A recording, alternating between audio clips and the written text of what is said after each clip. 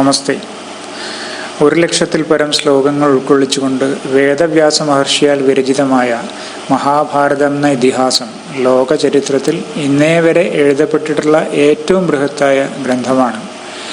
നന്മയുടെ പ്രതീകവും ദേവസന്തതികളുമായ പാണ്ഡവരും തിന്മയെ പ്രതിനിധീകരിക്കുന്നവരും ധൃതരാഷ്ട്രപുത്രന്മാരുമായ കൗരവരും തമ്മിലുള്ള സംഘർഷവും അവസാനം തിന്മയുടെ മേൽ നന്മ വിജയം വരിക്കുന്ന കാര്യവുമാണ് മഹാഭാരതത്തിൻ്റെ കാതൽ.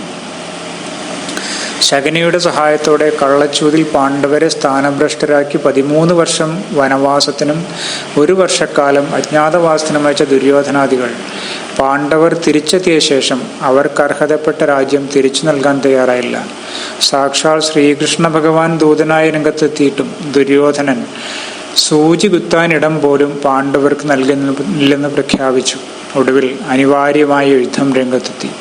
11 അക്ഷൗഹിണിപ്പടകൾ അണിനിരന്ന കൗരവപക്ഷവും 7 അക്ഷൗഹിണിപ്പടകൾ അണിനിരന്ന പാണ്ഡവപക്ഷവും കുരുക്ഷേത്ര യുദ്ധഭൂമിയിൽ 18 ദിവസം നീണ്ടുനിന്ന മഹായുദ്ധം നടത്തുകയും ഒടുവിൽ വിരലിൽ എണ്ണാവുന്നവർ മാത്രം ബാക്കിയാക്കിക്കൊണ്ട് പാണ്ഡവർ യുദ്ധത്തിൽ വിജയം വരിക്കുകയും ചെയ്തു.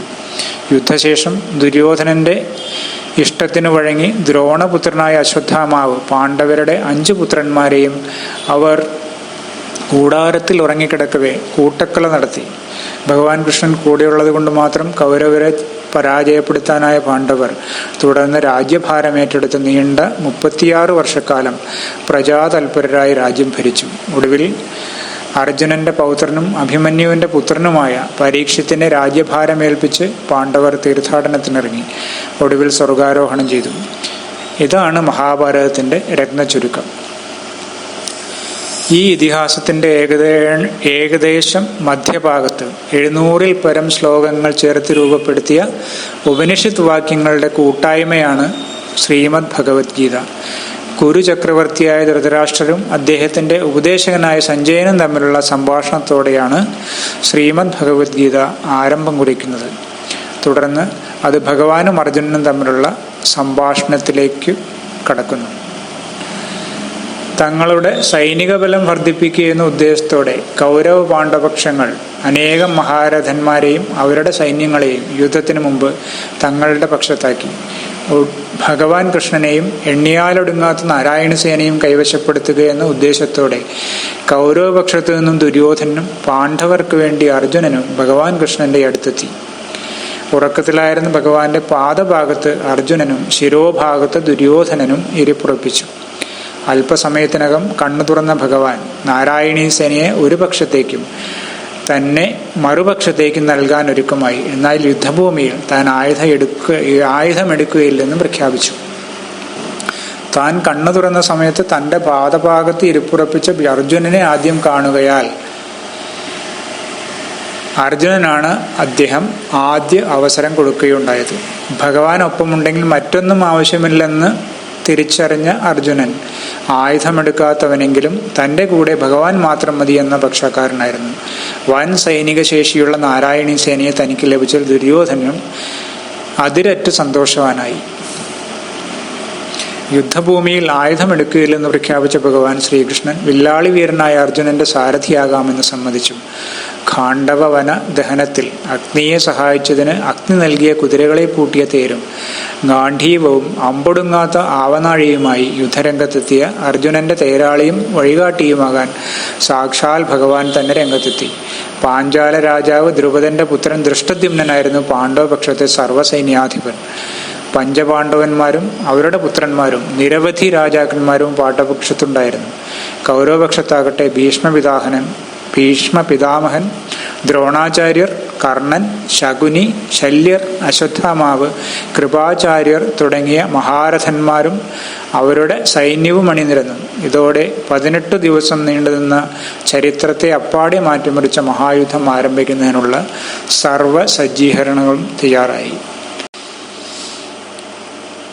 കുരുക്ഷേത്ര യുദ്ധം ആരംഭിക്കുന്നതിന് മുമ്പ് തന്നെ യുദ്ധരംഗത്തെ സംഭവങ്ങൾ നേരിട്ടു കാണാനുള്ള ദിവ്യചക്ഷുസ് വ്യാസഭഗവാൻ സഞ്ജയന് നൽകുന്നുണ്ട്. അന്ധനായ ധൃതരാഷ്ട്രരോട് ഇത് വാഗ്ദാനം ചെയ്യപ്പെട്ടെങ്കിലും അദ്ദേഹം അത് നിരസിക്കുകയാണുണ്ടായത്. കുരുക്ഷേത്ര യുദ്ധം ആരംഭിച്ച് 10-ാം ദിവസമാണ് സ്വച്ഛന്ത മൃത്യുവായ ഭീഷ്മപിതാമഹൻ യുദ്ധഭൂമിയിൽ അർജുന ശരങ്ങളാൽ നിലംപതിക്കുന്നത്.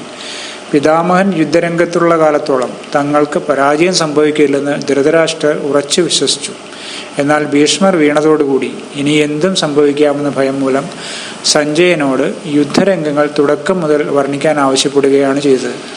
അതുപ്രകാരം അർജുനന്റെ സംശയങ്ങളും അതിനുള്ള ഭഗവാൻ കൃഷ്ണൻ നൽകുന്ന ഉത്തരങ്ങളും ധൃതരാഷ്ട്ര മഹാരാജാവിനോട് വിവരിക്കുകയാണ് സഞ്ജയൻ ചെയ്യുന്നത്. അങ്ങനെ ഭഗവത്ഗീത ആരംഭിക്കുകയാണ്. മധ്യപാണ്ഡവനും വില്ലാളി വീരനുമായ അർജുനന് തേരാളിയായ ഭഗവാൻ കൃഷ്ണൻ കുരുക്ഷേത്ര യുദ്ധഭൂമിയുടെ നടുവിൽ വച്ച് ചെയ്യുന്ന ഉപദേശമാണ് ഭഗവത്ഗീത. പാണ്ഡവപക്ഷത്തെ ഏറ്റവും പ്രധാനിയെന്ന് വിളിക്കാവുന്ന ഗാണ്ഡീവധാരിയായ അർജുനൻ മറുപക്ഷത്ത് നിൽക്കുന്ന ഭീഷ്മ പിതാമഹനെയും ആചാര്യനെയും തൻ്റെ ബന്ധുജനങ്ങളെയും മറ്റും കണ്ട് വികാരപരവശനായി തളർന്നു വീണ് ബന്ധുജനങ്ങളോടും പ്രിയപ്പെട്ടവരോടും യുദ്ധം ചെയ്യാൻ തനിക്ക് ഒരു വിധത്തിലുള്ള താല്പര്യമില്ലെന്നും അവരെ വധിച്ചു നേടുന്ന രാജ്യം തനിക്ക് ആവശ്യമില്ലെന്നും പറയുന്നു. അർജുനന്റെ ഈ മാനസിക പ്രതിസന്ധിയെ തരണം ചെയ്യാനും അർജുനന് തൻ്റെ കർത്തവ്യമനുഷ്ഠിക്കാനുള്ള ഊർജം പ്രദാനം ചെയ്യാനുമാണ് ഭഗവാൻ കൃഷ്ണൻ ഗീതോപദേശത്തിലൂടെ ശ്രമിക്കുന്നത്. ഓരോ മനുഷ്യനും അവനവന് അനുഷ്ഠിക്കേണ്ട കർമ്മവുമായിട്ടാണ് ഈ ഭൂമിയിൽ ജനിച്ചു വീഴുന്നത്. ഓരോരുത്തരും അവരുടെ പ്രാരബ്ധത്തിനനുസരിച്ച് കർമ്മങ്ങൾ ചെയ്യുന്നു. അത് ചെയ്യാൻ അവൻ ഒരുക്കമില്ലെങ്കിൽ കൂടി അവനെക്കൊണ്ട് പ്രകൃതി അത് ചെയ്യിപ്പിക്കുന്നു. മറിച്ച് ഒരുവന്റെ പ്രാരാബ്ധത്തിനനുസരിച്ചല്ലാത്ത ഒരു കാര്യം അവൻ വേണമെന്ന് കരുതിയാൽ പോലും അവന് ചെയ്യാൻ സാധ്യമല്ല. ഇത് പ്രകൃതി നിയമമാണ്. അതിർത്തിയെ കാക്കുന്ന ഒരു ഭടന്റെ ധർമ്മം ശത്രുക്കളിൽ നിന്ന് തൻ്റെ മാതൃഭൂമിയെ രക്ഷിക്കുക എന്നത് മാത്രമാണ്. തൻ്റെ കർത്തവ്യത്തിൽ നിന്നും അവൻ പിന്മാറിയാൽ രാജ്യത്തെ ശത്രുക്കൾ അധീനപ്പെടുത്തും. അവന് പ്രാരബ്ധവശാൽ തരപ്പെട്ട കർത്തവ്യം നിർവഹിച്ചേ മതിയാവും. അർജുനൻ യുദ്ധം ചെയ്യാനായി ജനിച്ച ക്ഷത്രിയനാണ്. അതനുസരിച്ച് രാജ്യസംരക്ഷണമാണ് അർജുനന്റെ ധർമ്മം. ഈ വില്ലാളി വീരൻ യുദ്ധരംഗത്ത് നിന്ന് പിന്മാറുമെന്ന് തീരുമാനിച്ചാൽ തന്നെയും അവന്റെ പ്രാരബ്ധത്തിനനുസരിച്ച് അവൻ യുദ്ധം ചെയ്തേ മതിയാകും. കൃഷ്ണൻ ഉപദേശിച്ചില്ലെങ്കിലും അർജുനന്റെ പ്രകൃതി അർജുനനെ കൊണ്ട് യുദ്ധം ചെയ്യിപ്പിക്കും. അതിൽ നിന്നും അർജുനൻ ഒഴിഞ്ഞുമാറാനാവില്ല. ഭഗവാൻ കൃഷ്ണൻ അതിനൊരു ഉപാധിയായെന്ന് മാത്രമേ ഉള്ളൂ. ധർമ്മം ജയിക്കേണ്ടത് കാലത്തിന്റെ ആവശ്യമാണ്. തന്മയ്ക്കെതിരെയുള്ള യുദ്ധത്തിൽ നന്മയുടെ വിജയത്തിനായി ശ്രമിക്കേണ്ട അർജുനന്റെ യുദ്ധരംഗത്തു നിന്നുള്ള ഒഴിഞ്ഞുമാറൽ ധർമ്മ സംരക്ഷണത്തിന് വിരുദ്ധമാണ്. ഇത്തരമൊരു ഘട്ടത്തിൽ സാരോപദേശത്തിലൂടെ ആ വീര സൈനികനെ ധർമ്മ സംരക്ഷണത്തിന്റെ പാതയിലേക്ക് നയിക്കുകയാണ് ഭഗവാൻ ചെയ്യുന്നത്.